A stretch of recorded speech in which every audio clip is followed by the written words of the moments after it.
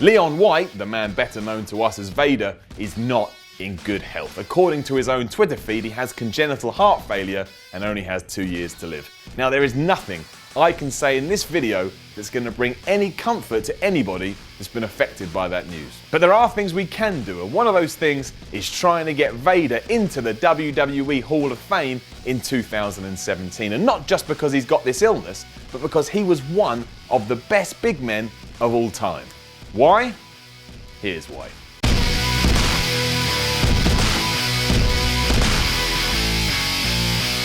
Even if you're a relatively new fan of pro wrestling, I'm guessing at some point you've heard the name Vader. A genuine star during the 80s, the 90s, and yes, can you believe it, the 2000s, he just did stuff a man his size shouldn't be able to do. We all may take something like a moonsault for granted in 2016, but do you know how crazy that move is to do? Not only do you climb to a top rope in a ring that's already a bajillion meters off the ground, but then you turn your back to your opponent and just flip.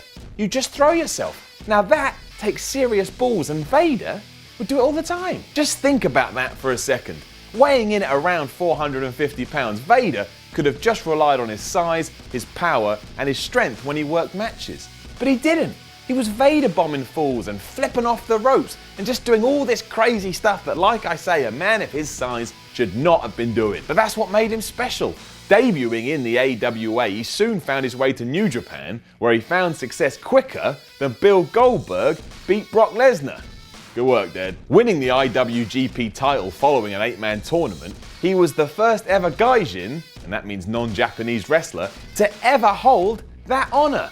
So it's another feather in his cap. From here, forget about it. Vader went on to have some hard-hitting matches that were so tough and so brutal that they still stand up today. And if nothing else, it reminds you what a hard son of a bitch the man was. Take when he went toe-to-toe with Stan Hansen in Japan.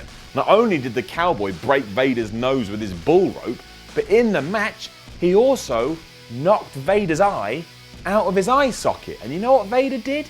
He pushed his eye back in and then closed it so he could hold it in place with his eyelid. Do you know what I'd do if that happened to me? I would run around in circles as I freaked out, and then I'd just collapse on the floor and wait for someone to come and help me out. All this carnage across the seas did eventually get the attention of America though, and in 1990, Vader was invited to compete in WCW. Now, his career here didn't really get going for a couple of years, but when it did, you can bet your ass that he started decimating fools left, right, and center. A large reason for this is because Vader came across as damn legitimate as well. Being given Harley Race as his manager, he soon found himself in a WCW title program with Sting, and he kicked the shit out of Steve Borden in those matches. In fact, he once reportedly broke some of his ribs and ruptured his spleen. Now, that could be all kayfabe hocus pocus, but go and watch the matches. There's every chance that actually happened, because that is brutal. Much as he did before,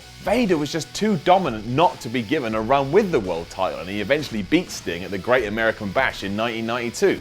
Unfortunately, this didn't last long because he suffered a knee injury of his own. But it was obvious at this time and at this place Vader was considered a serious player. Once he returned, it was business as usual, but things got turned way up when he finally butted heads with Mick Foley, then known as Cactus Jack. It's become wrestling folklore about the wars that these two got into, but you simply cannot appreciate it, for lack of a better term, unless you open both of your damn eyes and go see for yourself. And if you do go see it for yourself, you will see Mick Foley's ear come right off as the two go head to head in Germany. It is just crazy to think about what these two put each other through, but it's hard to say it didn't add something to their fights. You genuinely think they're trying to kill each other. From there, Vader didn't slow down.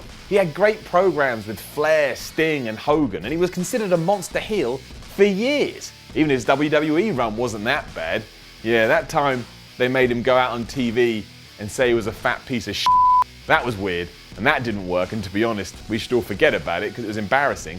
But he had high points there too, specifically his matches with Shawn Michaels. You could argue it was the classic WWE thing of not knowing how to use him properly because he wasn't their creation, but I still have fond memories of him kicking people's ass in the WWE. And besides, who didn't like joining in with "It's time, it's time, it's Vader, time, time, time, time," and then you walk around and do the finger thing? Everyone loves that. In short, Vader has had a career that any pro wrestler would be proud of. And sure, he's had his down moments, but we've all had those. That doesn't take away from his successes or take away from his highlights. And they are literally littered over the last few decades. Just go and search for them on the WWE network and then get mad because the WWE network search function is absolutely terrible. But once you do find those Vader matches, you're going to be impressed. Vader deserves to be in the Hall of Fame regardless of any personal issues. But if his health is genuinely bad, let's get him in sooner rather than later so he can enjoy his moment in the sun. Be a feel-good moment for him,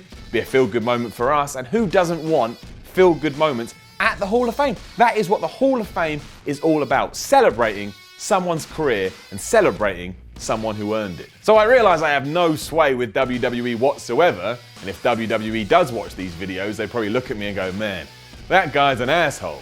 And I am an asshole, but come on, let's do the right thing and let's get Vader in the Hall of Fame 2017. Now don't forget to leave a comment below with your favourite Vader memories, and then don't forget to like, share and subscribe. You can even come talk to me about Vader on Twitter at SimonMiller316. I'm Simon from WhatCulture, and I am off to Vader bomb someone, which you can't actually do in real life because you get in trouble, probably get arrested.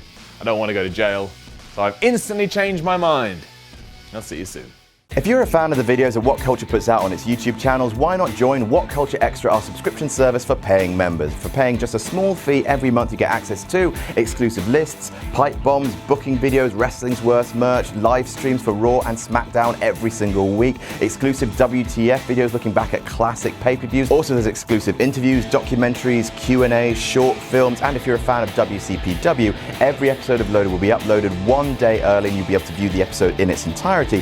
And included in the price are all of our iPay-per-views such as Refuse to Lose and the upcoming Delete WCPW. All that for just $6.99 a month, or just over $5 for UK fans, and you can cancel at any time. For more information and to sign up, go to whatculture.com/extra.